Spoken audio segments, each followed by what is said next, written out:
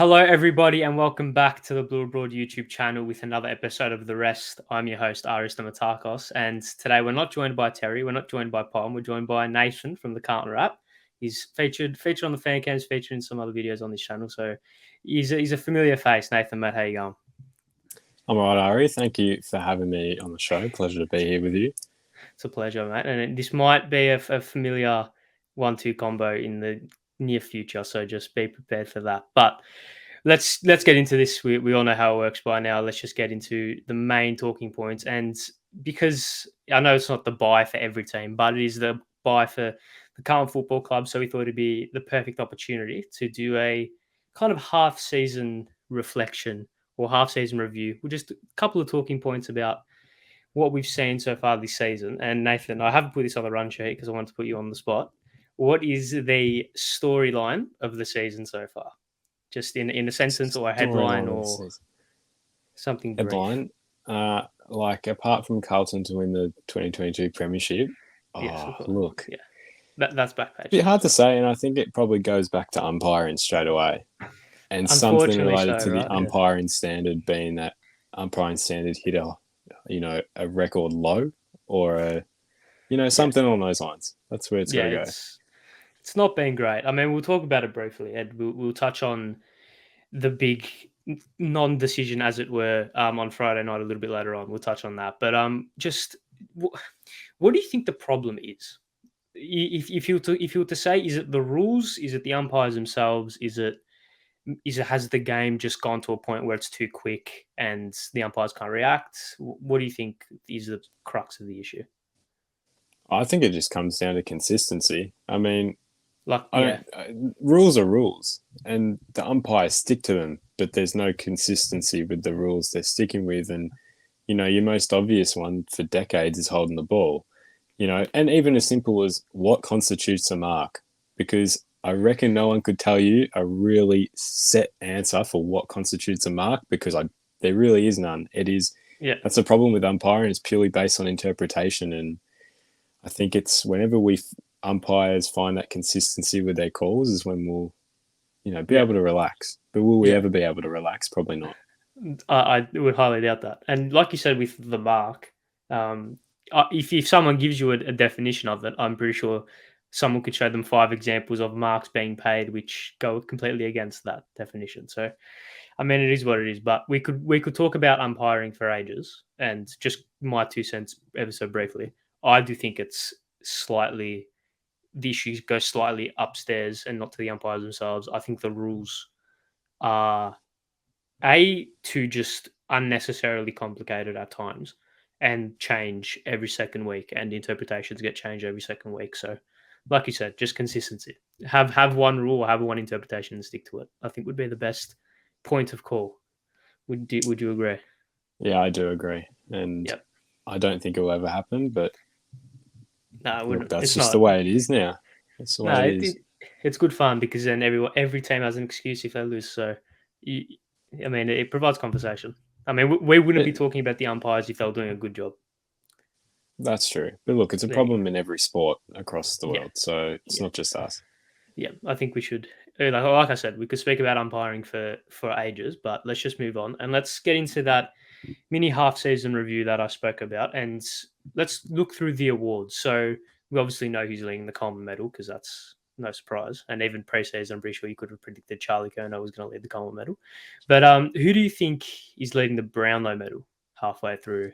Well, by round 11 this season.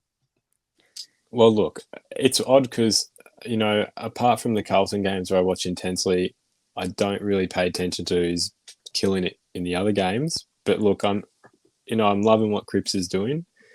But personally, I think Clayton Oliver's the man for Melbourne, and purely because of that winning record. I mean, 10-1, it's hard for umpires to go past a good midfielder in a team that's consistently winning. Cripps is, definitely going to be up there. And I know you rate him very highly to take it out. I got some stats that his AFL predictor has Cripps at 16. So you double that, and that's 32. And in 2019, 33 votes won it for you, and 2021, 36 votes won it for you. Yeah. Look, he's on track. If he keeps performing well, you never know. Yeah, and let's not forget he has been playing part ruck for the past 3 weeks. Ever since, ever since I made the change. I'm not sure it was straight away when Pito went down, but he has been. He hasn't. I don't think he's polled in the last 3 weeks. So I guess that goes to show how good his start of the year was. And I think the man just above me, Lockie Neal, is probably if you were to go off a more predictable way in terms of how the umpires would give Brownlow votes. I think Lockie Neal would have quite a few. Is he topping the AFL Brownlow predictor? He is top in it. I think Yeah, he's equal with Clary, and Angus Brayshaw is equal with Cripps. yeah. So I mean, I just think Neal has been he's finding that form that he had when he won the Brownlow a couple seasons back. Last year he was slightly off the boil. With all due respect, I think he did suffer with or struggled with some injury concerns and some fitness related issues. But he's back, and when Neil's firing, that Brisbane midfield is scary because if you try to stop Neil, you let McCluggage off the loose, you let Lyons off the loose, and I guess that's the. I guess if you look at all the four that we've mentioned, Oliver, Brayshaw, and Cripps, as well as Neil, they help. That helps that they have the depth in midfield that they've got because if you try shut down Oliver, you got Petrarca you to worry about. Try shut down Brayshaw, you've got Sarong, you've got. I mean, when Five comes back into the fold, that's going to be even scarier, right? So yeah, I think it's going to be a tight finish. Do you? I mean, outlandish, I know, but could there be a tie towards the back end of the season? Could we see it, the first tie since 2003, 4, 3? I Look, think. well, actually, if you add in 2013 where Watson got stripped, it was Yes. technically a bit of a tie. But There you go. look, I think what we see is like it gets to round 20 and it's tight, and there's always that one round in 22 or 23 that separates whoever the top three are. Yeah. Look, it could happen. I don't think it will be any more than two in a tie, but look, I'd want Grips to win it fair and square, Yeah. but could be very tight. Yeah. Yeah. Cool. Do you subscribe to the theory that to win the Brownlow you have to make finals, or you had to have at least you need to be a part of like a semi decent team? I subscribe to the semi decent team part because, like, Cripps got 26 in 2019, and that was seven off the top, and that was with 7 wins. So, look, Yeah. I think it's more a win factor. I reckon if your team's winning more than say 10 games, you have 10 of the if that best player in each team is polling the three each game, you've got 30 votes just there. So I think it's more of a win factor than a making finals thing. But look, I think Yeah. it's really the umpires as well. It depends who you get on that day. Some are more likely to just pick the obvious instead of truly thinking about it. And I wonder really Yeah. what goes on in that change room after the game. Yeah. I mean, it definitely been interesting. I would love to be a fly on the wall to see how they come up with their votes because it is a midfielder's award. Let's be honest. I can't remember the last time a non midfielder won it. It does go back to the thing of almost a touch based thing, like whoever touches the ball most. But then you look at impact. I mean, personally, I would love to see. Like, I think Charlie Curnow, speaking from a current perspective, should be racking up some Brownlow votes because the impact that he's had in some games. I mean, he's big. I think he's leading I think he's kicked the most goals in the last quarter from anyone else in the comp. And considering the amount of close finishes we've had, I mean, we had one on the weekend, slightly heartbreakingly, but the amount of close finishes we've had and the amount of times he stepped up in big games, I feel like that should be a big factor um, in deciding the Brownlow votes. And then you look at people like Tom Mitchell, who won it 2018, it would have been, who don't necessarily have the most dangerous disposals. Should we put it that way? No, not at all. Yeah, 35 handballs in a 40-touch game yeah, is enough like for 3 votes sometimes. I mean, it's the evolving football landscape, isn't it? Because I mean, personally, I think a player like Cripps and a player like Oliver and Bontempelli should be the front and center type Brownlow, like those who should be winning the Brownlow more often than not, and even just impactful players. Like I think the more impact you have with your touches outweighs the touches itself. Like I would rather have 20 touches, and I think a player that has 20 touches, but 15 of them are like very dangerous touches, rather than Tom Mitchell who gets 40, but he has 100 meters gained for all those 40 touches. I mean, it's down to the umpire's discretion at the end of the day, so we can't really complain. Well, I love the disposal efficiency stat. It is my go-to all day, every Yeah, day. I think yeah, that's how you find out who really stood up and who didn't. yeah. I mean, it's all about don't count your touches, make your touches count. The old adage goes. Yeah. Let's go. So I think what are we saying? Let's give a Brownlow predictor. Let's predict these talking points. Who do you think by the end of the season is gonna be taking home Charlie? Look, yeah, like I said, I think it's hard to move past Clayton Oliver, and look, Lockie Neal is up there purely because those two teams keep winning. Yeah, I think it will be a bit hard for Cripps to win purely just based off our run home. Playing your Freos, Brisbane's, Melbourne's, you're up against those Olivers, Neils, Brayshaw, those likes. I'm going to back Clayton Oliver. Look, I think someone like Charlie could peak in that top 10. But I mean, I think I would love to see it. but I think the top four is you could stick with that pretty confidently. Yeah, Unless an injury, obviously. But I think that's that's the way I'm going at the moment. yeah. So I'm still backing P Crips. I just feel like once Pitney comes back into the side, then once we finally, fingers crossed, we don't get any more injuries. I feel like we saw what he did in the first like 4 rounds. It was ridiculous. He had 30 and was kicking 3 every game. Like he was being, it was freakish what he was doing. So I feel like that form is going to return, and he's going to charge home. I feel like last 5 games we'll poll 3 votes in the last 5. Why not? There's my outlandish prediction. Let's move on from the best player of the league so far and to the coach of the season so far. And there's a couple of contenders. Who would you have as your coach of the season so far? well, look, clearly a Carlton bias. So it gets hard to look past Voss. But the one thing I've had with that is he already had the list when he came in my opinion. I think he had the list to do well with. Longmuir has changed Freo pretty considerably.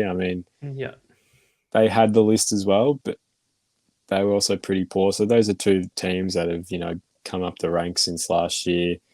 You could say Simon Goodwin. To back up 10-0 after a premiership is pretty hard. And you look back at the Geelong teams really from 10 years ago that probably replicated that sort of form.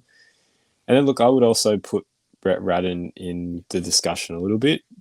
St Kilda made finals 2020, completely dipped in 21, and they're back up top 4 at this halfway mark. So I think it's hard to judge it halfway because any of those teams could go the opposite way in the second half.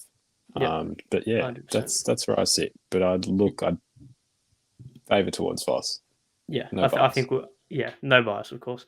But we all know the teams in the top 5, top 6 are going to have their managers or their coaches rather are going to be in the limelight. What about someone like a Craig McRae? Someone who took that Collingwood list, which people thought would be finishing bottom 4, into a position where at this stage they're challenging for the 8. We saw what they did to us on the weekend, and they're one of. I don't really like saying this, but when they get going, they are one of the most exciting teams in the comp. So I feel like credit has to be given where credit's due, I think. Yeah, look, I thought about it, and it's been impressive. We'll give it to him. It's been impressive. I didn't think they'd finish bottom 4. And that's probably why I was sort of leaning towards him. I thought that was a pretty good job what he's done the first half. I just think it's Collingwood are similar to like a Sydney. They've got an expectation to perform really highly and go out there and win games, and they do. So I think their position isn't as much of a surprise at where he's put them, but I think structure-wise he's, turning them around from what they sort of finished off with last year. And they picked up some good wins, St Kilda, Carlton, although they did lose to the Eagles in round 3 or Yeah, whatever. So yeah. look, Probably hot the and only cold team, blemish. Yeah, I but mean, otherwise, yeah, you would have to come to expect that though from a young list. I mean, it's not as young as many people think it is, but it's still young in the grand scheme of things. Young coach. I mean, we saw. I think the Geelong game is the perfect example. They had one of the best third quarters I think you're going to see this season, and they capitulated in the fourth. But they are one of those teams which, on their day, they are dangerous. And but the flip side is when they're slightly off, they can be very, very gettable and very, very easy to break down. So, like I said, who is your current coach of the season? If you have to pick one, and who would your coach of the season be if you had to predict in a couple of months' time? at the moment, I'd back Justin Longmuir purely because I think their list was a bit poorer than ours. Yeah, And I don't know, that's the way I saw it. In 12 months, not 12 months' time, by the end of the season, look, I think Goodwin will just, I don't know, you can't yeah, look past them in the yeah. form they're in. Especially if they go back to back. I mean, yeah. I mean, you could look at the loss they had over the weekend, but I feel like that's just a blip. I don't think that's going to be a thing that could derail the season by any means. I would have to agree. I think Longmuir is the current coach of the season, and in a couple of months' time, when Carlton have finished in the top four and have made a prelim at least, I think it would be hard to go past Michael Voss. So, fingers crossed, eh? Fingers crossed. Now let's move on and let's go to a slightly unorthodox one. I thought this one would be just good to speak about. What has been your match of the season so far? So I mean, just you could interpret that however you like. Is it a game that Carlton dominated? Is it what is it? Is it a neutral game? Tell me. And this was hard because, and I didn't notice this looking through the games this year, how many have been really one sided. And Yeah, I don't know if that's a good or bad thing that it's just a bit of a separation, but yeah, there's been a lot of one-sided games. Haven't been a lot. I looked at the blockbuster games, so your Easter Monday, Anzac days, and Easter Monday was okay. Anzac Day was pretty average, purely because you could tell Collingwood were going to win it yeah, from the outset, even though Essendon kept winning it. And it's hard from a Carlton perspective. Round one goes a long way as my favourite. yeah, The Sydney game as well was pretty great. But I'm looking at it from a neutral perspective. I thought the Geelong Freo game, Melbourne Freo game were pretty good spectacles because not many teams go to Cardinia Park and win, and beating Melbourne after 10-0 is pretty tough. But one game I went to, St Kilda John, I thought that was a very good game, good rivalry. If you look at the past, and yeah, I like that. But match of the season probably sits at Carlton v Richmond for me. yeah. Oh, I mean, I hesitate to say that obviously with the bias involved, but that was mine as well. I just feel like there was a lot. There was a lot going on in that game, and I feel like that is the spiritual season opener. Let's just forget about the game that happened the night before. That snooze fest. Let's just forget about that. Let's focus on the spectacle that was Carlton Richmond. I mean, there was the storylines are plenty. Yeah, Michael Voss first game. Can Carlton break the duck of that round one curse? And then for me, the story of the season, and for me, the story of the millennia at this stage, Sam Doherty. I mean, it was almost written, wasn't it? That he was going to kick a goal. I felt like he was going to do something in that game, and the noise when he kicks that goal. I mean, we spoke about it in the first episode. I did this with Terry, and we spoke about the noise and that moment itself. But he encapsulated that game perfectly when he kicked that goal. I think. Look, there's different types of noises after a goal. Yeah, There's we're just about to win a game type of goal, and then there's wow, this is a like 10 years plus. You'll watch this yeah, back moment, and that was yeah, like that type of cheer, and it was it didn't even matter we're 8 points up. It was just wow, one of yeah, those yeah, wow cheers, and oh, good on him. Really, that yeah. just was. yeah, It's odd to experience something like that. That's never going to happen again. You wouldn't think, or not very often, at least. Jared Roughhead, so it was the last one, and yeah, yeah, fair yeah, props. What a man. yeah, yeah. Those moments kind of it's beyond like a Carlton bias at that stage. It is the almost perfect moment when he kicks it and everyone gets around him. It felt like 150,000 people were erupting when he put it through. So I mean, that is probably the moments of the game of the season in my eyes. But there have been some thrillers, and hopefully we're going to see some in September. Fingers crossed. Well, a neutral game of the season, what would you go with? Oh, neutral. Oh, you're putting me on the spot here. I mean, the one on Friday night, Sydney Richmond wasn't too bad. I didn't mind that, but I feel like, I mean, St Kilda Richmond when Max King went bananas in the last quarter. I feel like that was slightly underrated, but I feel like Freo Geelong, Macadamia Park was very high quality. So probably from a quality perspective, it'd be that. But from a spectacle perspective, struggling to think of one at the moment. But I'll stick with Freo and Geelong down at Skilled Stadium. Would that be yours as well? Yeah, it would be very close. Probably combined with St Kilda Geelong, very good Yeah, games. yeah. All right, now let's go to. I mean, we could go to who's been the team of the season, but I mean it's probably either Melbourne or I mean it's hard to be really hard to go past Melbourne, or probably Freo because they've had the biggest jump. I mean, with all due respect to Carlton, they've probably had the more impressive jump start to the season. So let's just avoid that and let's go to something little bit more tasty, if you would call it that. Who's been your underwhelming, like your underachieving team, the biggest disappointment, whatever you would call it? What team would be top of that list?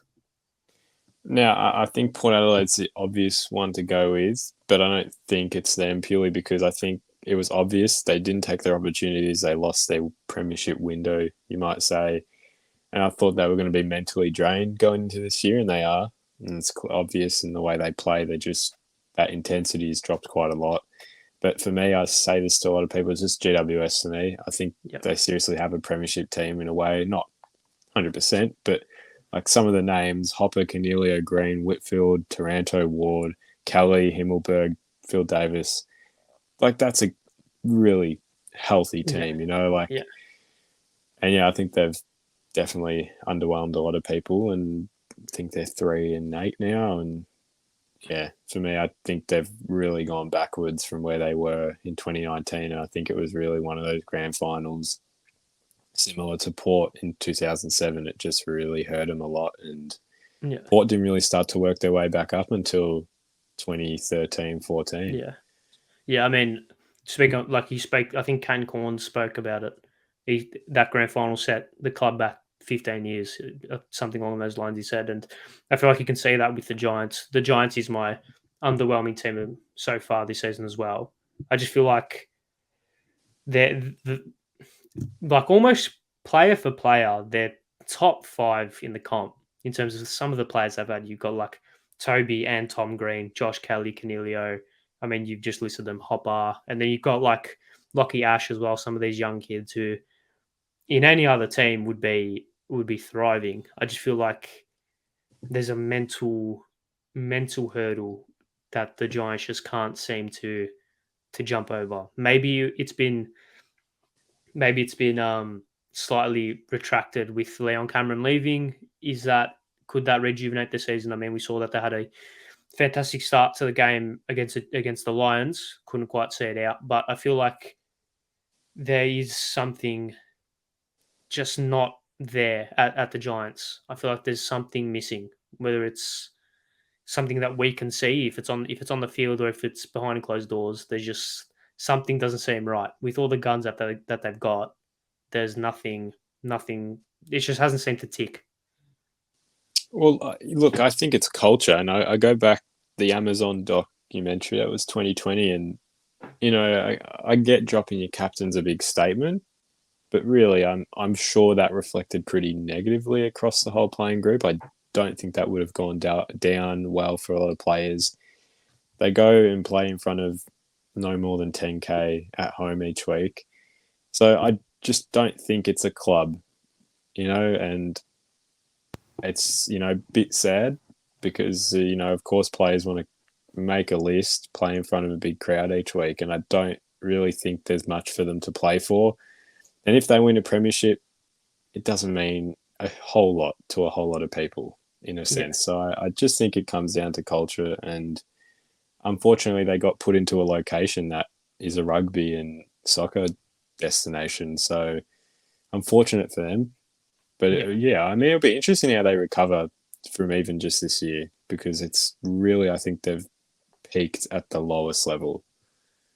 Yeah, I would agree with that. I feel like, I mean, you look at that 2019 grand final, did they even deserve to be in that from the start? I mean, really, like, let's be honest, the Pies probably should have beaten them the week before. And then even with that, I mean, the Giants played their grand final against Collingwood. I mean, yeah, I just felt that a game that taxing, that mentally just grueling, getting bombarded for the last 10 minutes and not getting a break is going to take a lot out of them. And it's taken a lot. I mean, that, and then obviously that grand final was clearly taken a lot out of them because 2020 there was something missing. Last year they couldn't seem to tick, and then this year it's been more of the same. So I think the Giants is probably the most obvious one, if you would call it that. People would say Port, like you said at the start, but I don't think that's fair, considering, especially considering the last month that they've had. They've really bounced back, and they're in contention for finals now. So I mean, it'd be hard to say that they've been underwhelming when they could still make the eight. But what about our good friends over at the hangar? What about the Bombers? Surely they're going to be up there, right? They're not underwhelming to me. I Like, did don't know. you expect Look, this? if you look back at last year, how many teams did they beat to make eighth in the top eight? One. Yeah, And I yeah, seriously, we beat them, and I think we were, like if you look back at our season, anyone would call us rubbish. yeah. They lost to a lot of crappy teams, and they believe what they hear in the media preseason is that, top four, and they believe it. They read into it. My favorite quote of all preseason is Mr. Mick Malthouse, that they will win the premiership. Oh, he's 100% these guys read into it, and yeah. oh well, It is sorry, what not it is. sorry. Yeah, I mean, I not the I weekend, but don't believe. Yeah, I don't think they're underwhelming. I think they caused yeah, it themselves. yeah. I didn't expect a lot from them. I didn't think they'd make finals, but I didn't think they'd be this bad as well. I feel like and again, once again, I hesitate to say this because we play them next week or in 2 weeks, so I'll be careful with the words I pick. But I feel like they at their worst has gone heavily. Like their worst has decreased from last year. I feel like last year their worst and their best wasn't that far off. That so even when they played poorly, they could still match it with some teams. Whereas this year, when they play bad, they're shocking. And we saw that game against Hawthorn where they played off emotion. I think a lot of people have said that game didn't truly say a lot about the Bombers and where they're at. That was just a game purely played off emotion. And I mean, Carlton have had games like that in years gone past where we've been rubbish, and then all of a sudden a big game comes out and we play out of our skins. The week after that, we're back to being rubbish, right? So I feel like maybe, I mean, they are doing. There's a lot of noise about them. I'm not sure if they're looking at an external review, but they're definitely going to be having some hard conversations. And as a Carlton supporter, I couldn't be more. I mean, could this go on forever? I mean, we experienced it last year with this whole embarrassing nature, really, of our football club. Now it's good that Essendon have experienced what we've experienced last year. I think it's fitting, to be honest. They have the same problem as us in terms of fan base wise, where fan bases We're will very, quickly turn on yeah, them we're if very it doesn't very start going similar their club. way. Yeah. Yeah, I mean, very similar. And I guess if they're not performing, then the fan base will turn on them. And I'm sure it is hard for a player to, hear you can't avoid external talk. I think No. that's impossible, E- purely even going Especially in when you're on the street. yeah, especially You're going now to in hear the it. social media era. I mean, in the 90s and the 80s, if you didn't want to hear about your team or about you being rubbish, you just switch the TV off and not listen to the radio and not read the paper. Whereas now can't go on any social media without being bombarded, which, I mean, it sucks, but it is almost the nature of the beast in a sense. And I mean, I have no doubts that it'd be very tricky for especially some of the young players who had such a high last year, someone like a Nick Cox or an Archie Perkins who had such a fantastic season last year, played finals. There was a high energy, and to just see this just complete nosedive, I can't imagine it'd be easy. Look, and I think they've had the pressure as well of dropping in and out of finals in this like last 6 years where they'll go 7th, 10th, 7th, 10th. And I think they're looking to stay there and they're not doing it. And Yeah. I think that's hurting them a bit more. Yeah, they haven't leaned into a rebuild like we did. We had that 2009 to 11 stretch of playing finals and being a good football team, and then obviously 13 you could say that it's an anomaly, and I would hesitate to agree. And then we bottomed out from 14 to 20. Really, we were below. Oh, maybe we're rubbish. Let's be honest, right? From 14 to 20, we really rebuilt, got the picks in, and now we're finally seeing. I mean, fingers crossed, we're finally seeing that come to fruition. Whereas the Bombers are just kind of sat in no man's land from that 7th to 12th position for it seems like the last decade. They just haven't broken through or completely rebuilt. They're just kind of loitering in the middle of nowhere. No, I agree. And, that's so sad for them. Yeah, I That's feel so so bad for them. devastating. That's Yeah, really devastating. I hope it gets better for him soon. yeah. I mean, not soon, but like in like Yeah, well, next 20 25 years. years. Yeah, Yeah. yeah, that's good. Now let's go. Let's go to the rest moment of the round, and so this isn't really a moment of the round. This was a contentious non-decision, which well, it was a non-decision, which everyone would understand what I'm talking about. Last Friday night, Chad Warner decided, well, a free kick is paid pretty much on the siren in the Sydney versus Richmond game, and Chad Warner decides to boot the ball into the crowd as the siren goes. And I don't know your opinions on this, and I purposely refrained from hearing your opinions on this. Now, I just want one word, or I just want 50 or not 50. Oh, look, it's yes, No, no 50. what? Okay. It's 50. Right. It's 50. It's Yeah, 50. I agree.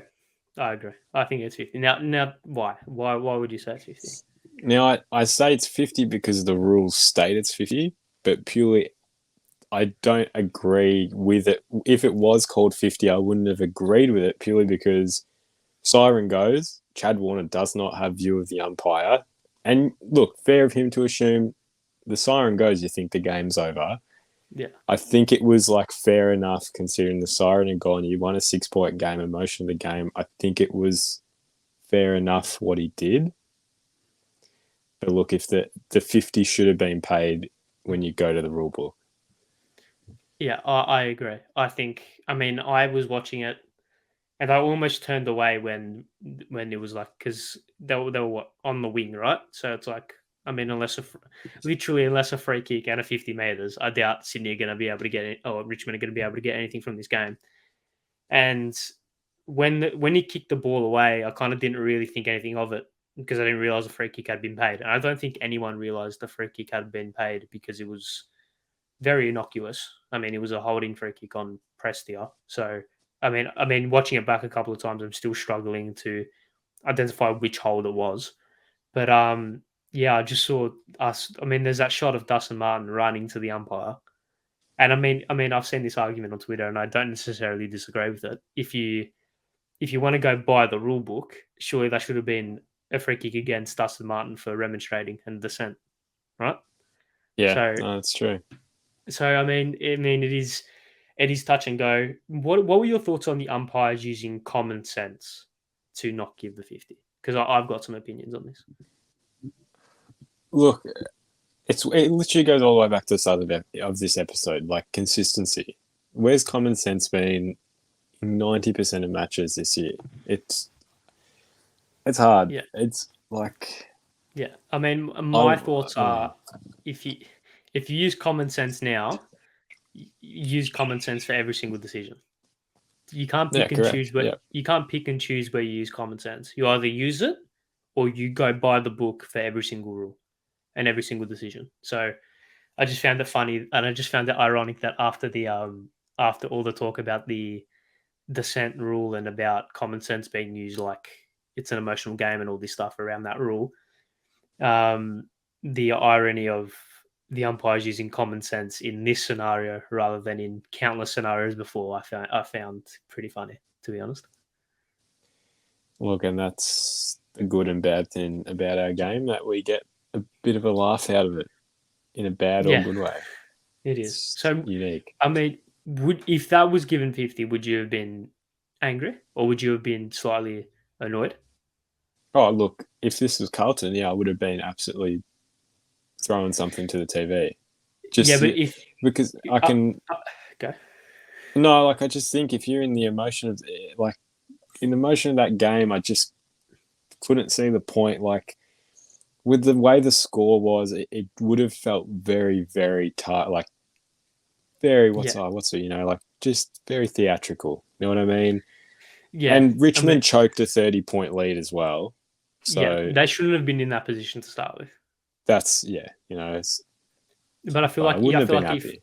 yeah, if Carlton were either team in that scenario, you'd either be if the 50 is paid, you're either ecstatic because you're getting a shot to level the team to level the scores, and you say, "Oh, by the rule, it's 50." Whereas if you're Sydney in that scenario, like you pose what you just said, it's like there's no point giving 50. Wasn't looking at the umpire, didn't know, siren's gone, game's over, all this stuff, right? So I mean, it is one of those things which I found it funny that with 5 seconds to go, the talking point would have been, "Oh, Richmond choked a 30-point lead," and then in a matter of seconds, it's gone from Richmond choking a 30-point lead to Richmond got robbed by the umpires. I mean, it's a funny game now, game funny game. I wouldn't change it, but I think it's great It was probably one of the weirdest endings to a game, like, in recent because memory. because the umpire didn't know what to do. He was like, "Do Yeah. I give 50 or Oh, not?" If he had just yeah. if he had just given the free and then given 50 straight away, I feel like that would have been. Actually, no, I would disagree. If he had given 50 after going to his ear and asking, like almost like VAR in soccer, Yeah. kind of like no, that would have been the ending of all endings. The No, but uproar. look, in Sydney as well, I feel like Yeah. if that was Oh, actually, that's a question. If this was the opposite, if this was at the MCG, Richmond home crowd, would this be a different decision? I mean, that's a great question. And the unfortunate thing is I don't know the answer. Where really it should be the decision's the same regardless of the stadium, regardless of the team. But I mean, I wouldn't be shocked if it was given, if it was at the MCG. Look, I think Dion Prestia probably wouldn't have kicked the goal. I don't know. I don't think he's type. I Yeah, think he would have yeah, been kicking right on 50. So yeah, big kick for him, but yeah. If it was like a Jack Reva or like a Tom Lynch or would have backed him. yeah, yeah, every day of the week. But I mean, that's that's the enjoyment and the agony and ecstasy of our game, depending on which side you fall on. I think that's enough for this episode. Unless you have anything you want to speak about, any notes, any talking points that I haven't Hey, picked look, I up. do have one more question. Indigenous round, what was the best Guernsey? Ooh, good question. I loved ours. I loved Can't one. I liked how it had all the names of the players. I felt like that was a good touch. Clem Smith as well. For some reason that is just so funny to me. Um, I feel like Sydney's. I like Sydney's. I feel like Sydney always do a good Indigenous jumper.